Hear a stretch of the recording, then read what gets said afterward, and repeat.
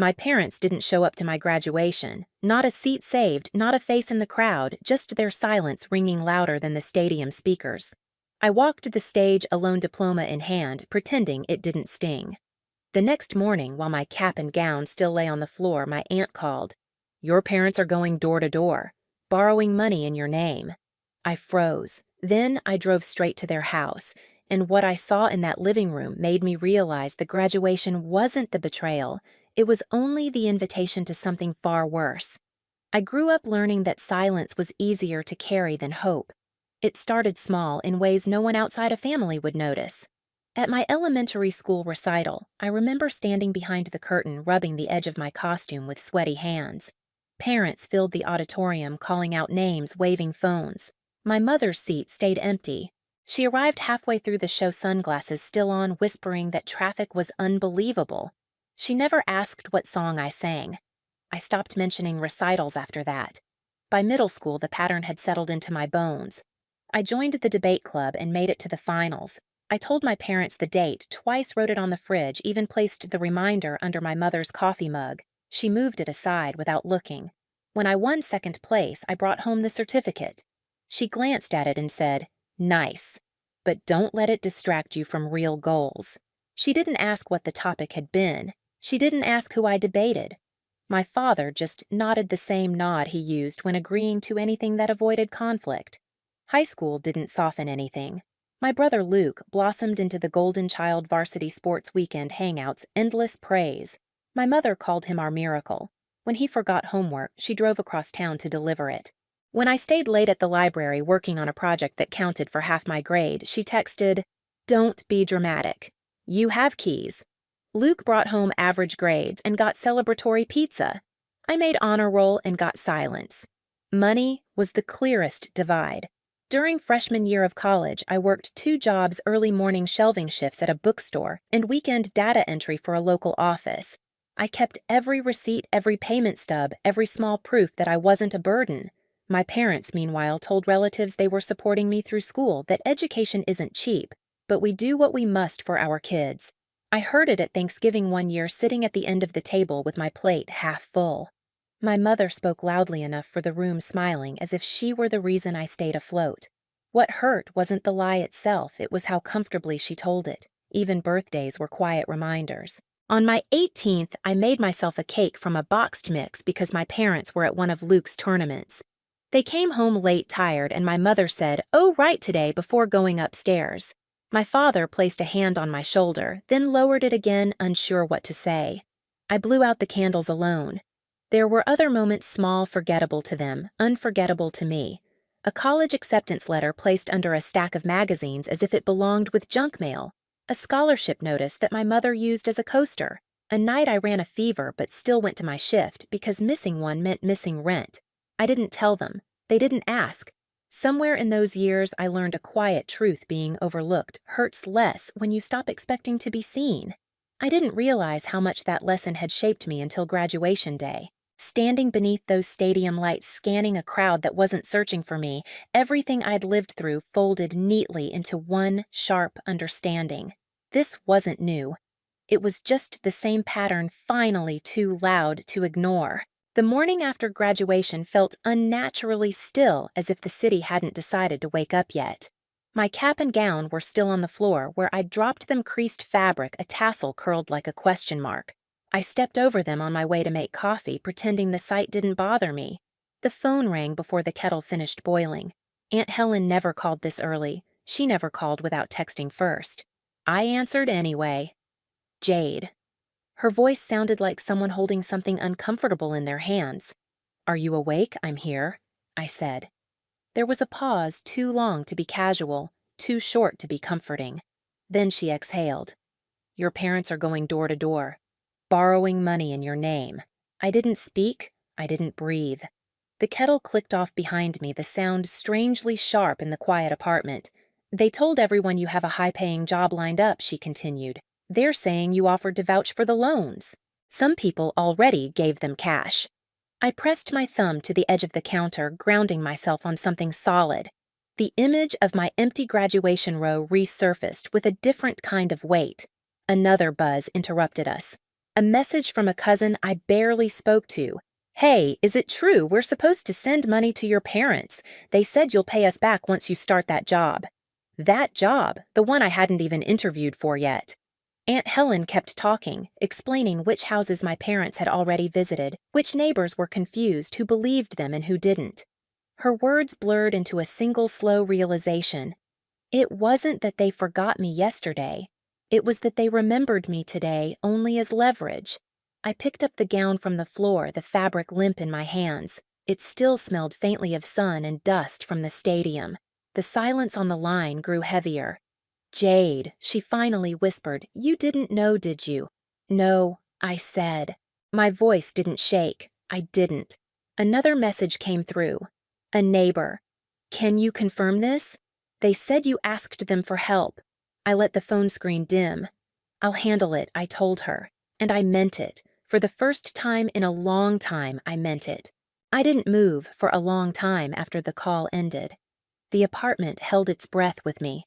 Morning light filtered through the blinds in thin, pale stripes, casting shadows across the cap and gown, still in my hands. I folded them slowly, smoothing the creases with my palm, and set them on the chair by the window. The quiet felt deliberate, like it wanted me to hear something I had ignored for years. I opened my laptop. My inbox was filled with automated replies from job applications. Nothing definite, nothing promised. Just a row of maybes lined up like dominoes waiting for a push. If the wrong rumor spread about me owing money, or worse, about being financially reckless, every one of these maybes could vanish. Reputation mattered, especially when you were starting at the bottom. I clicked through bank statements next, every tuition payment I'd made, every paycheck from the bookstore, every early morning shift, every late-night data entry job. I scrolled through it all until the numbers blurred. There was no sign of my parents' involvement anywhere because they hadn't been there. Not when it counted. A knot formed at the base of my throat. Not grief, not anger, just the cold shape of clarity. My phone buzzed again. More messages asking me to confirm what my parents were claiming. I didn't answer. Instead, I opened a new spreadsheet and began typing. Dates, names, amounts mentioned, screenshots pasted into neat columns. Everything lined up in rows, so clean and clear they couldn't be twisted later. I didn't know exactly what I would do with it, but I knew I needed it. Aunt Helen sent a voice message next. I didn't play it. I saved it directly into a folder labeled simply for later. The kettle on the counter clicked as it cooled. The apartment still smelled faintly of stale steam and the detergent from my graduation gown. I closed my eyes for a moment, letting the air settle. Then I stood up. I moved through my apartment the way someone prepares a room before leaving for a long trip without hurry, but with purpose. I gathered documents from a shoebox under the bed, old pay stubs, scholarship letters, receipts from classes I'd covered myself. I hadn't known why I kept them all these years. Now I did. I placed everything on the kitchen table. The edges of the papers curled slightly from heat or age. I straightened them one by one, my fingers steady. There was a calmness inside me I didn't recognize. Not peace, something colder, something sharper. When the folder was full, I zipped it shut and held it in my hands for a few seconds. It felt heavier than it looked. A text came in from Luke. "Mom said you're being dramatic. Just clear it up. Clear it up." The phrase sat on my tongue like metal. I didn't reply. Instead, I grabbed my keys. The metal was cool against my palm, the familiar weight grounding. For years, I had believed action meant confrontation. Now I understood action could also mean clarity, moving toward the truth without announcing it. Outside, the air carried the faint scent of rain on pavement.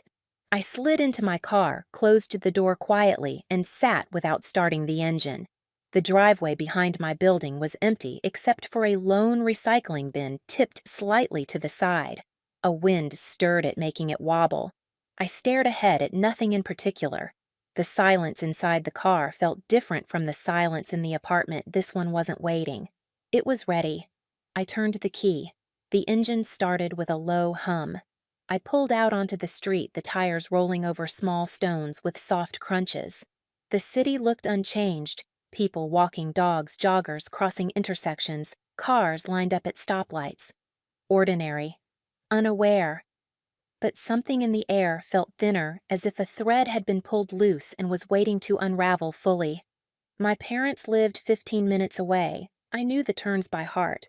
I had taken them thousands of times as a kid, counting mailboxes, watching the seasons change on the same rows of trees.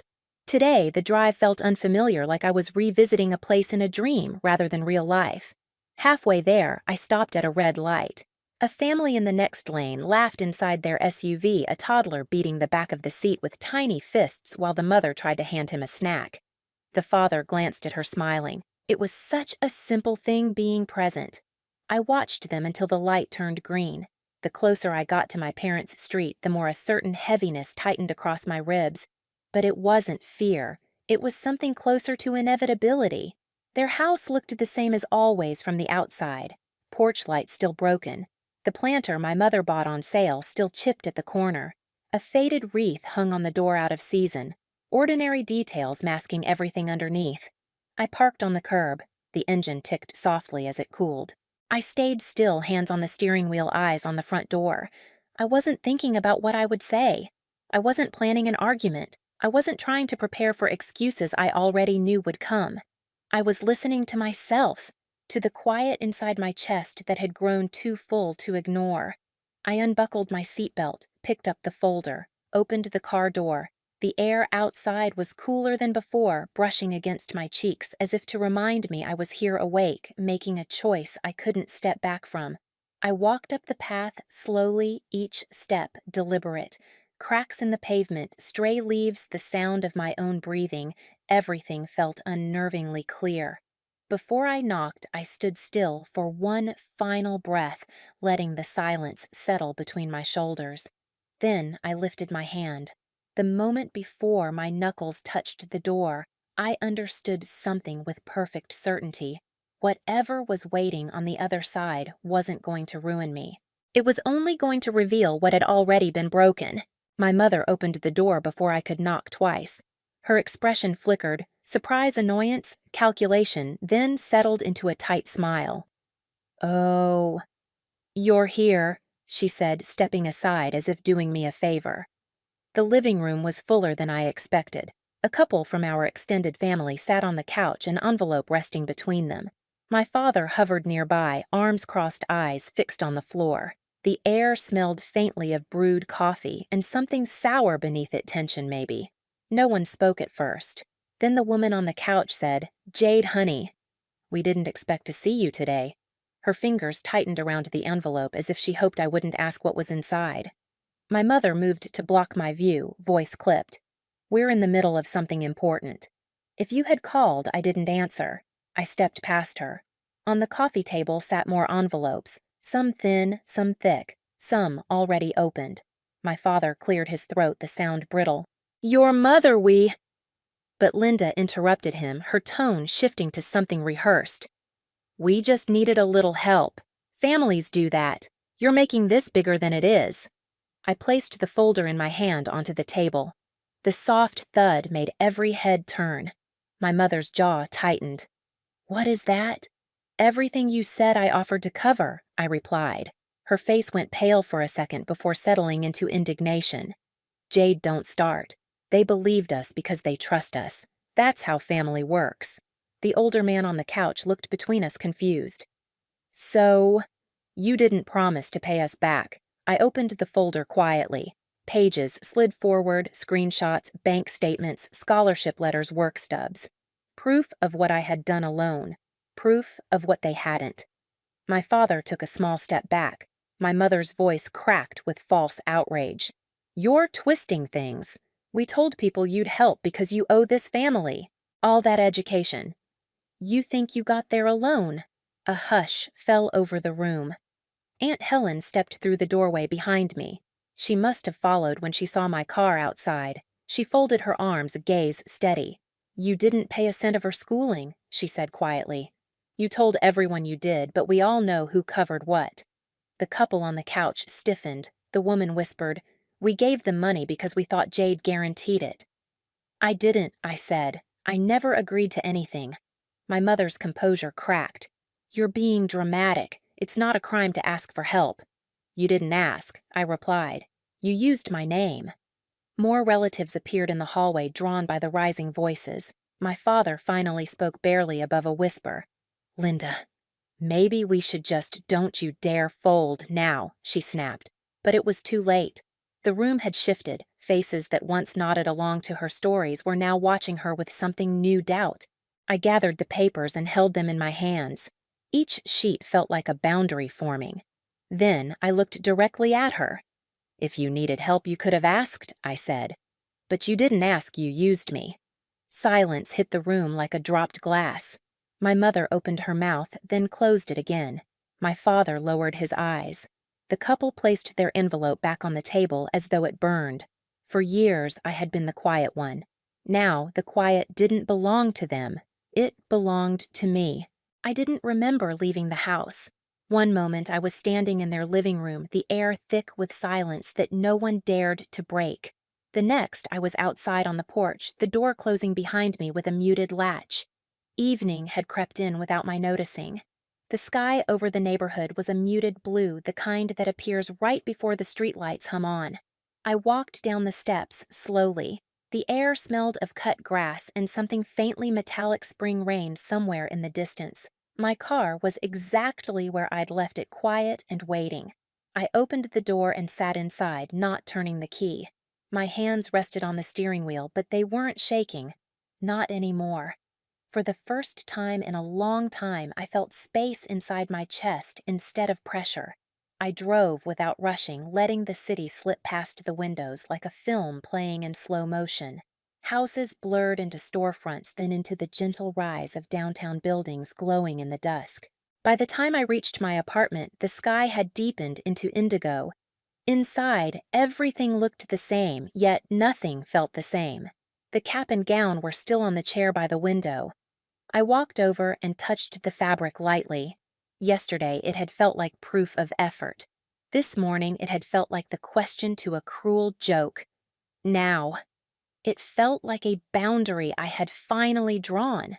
Over the next few weeks, I moved through life differently, quieter, but not small. I packed my belongings into clean boxes, labeled them neatly, lined them against the wall. I signed paperwork for a job offer that arrived out of nowhere, steady and honest. I found a new apartment across the city, then across another city line, then finally somewhere that felt like starting over. On the morning I left, sunlight spilled across the floor like a soft curtain. I sat on the edge of the bed, breathing in the calm. My phone buzzed once. A short message from my father, I'm sorry for everything. Then another from my mother. We should talk. I let the screen go dark. Outside, the air was cool, carrying the promise of something open, something unclaimed. I locked the door to the old apartment, slid the key into my pocket, and walked toward the future that for the first time felt like mine. Some distances don't grow overnight. They reveal themselves the moment you stop shrinking to fit inside them. I used to think silence was something done to me, a space forced around my edges. Now I understand it differently. Silence can also be a doorway, a clean threshold you choose to step through when the old rooms no longer feel like home. If you've ever rebuilt yourself quietly, piece by steady piece, I hope you know there's nothing weak about walking away. And if you're listening from anywhere in the world, tell me this. Have you ever drawn a line you never crossed back over?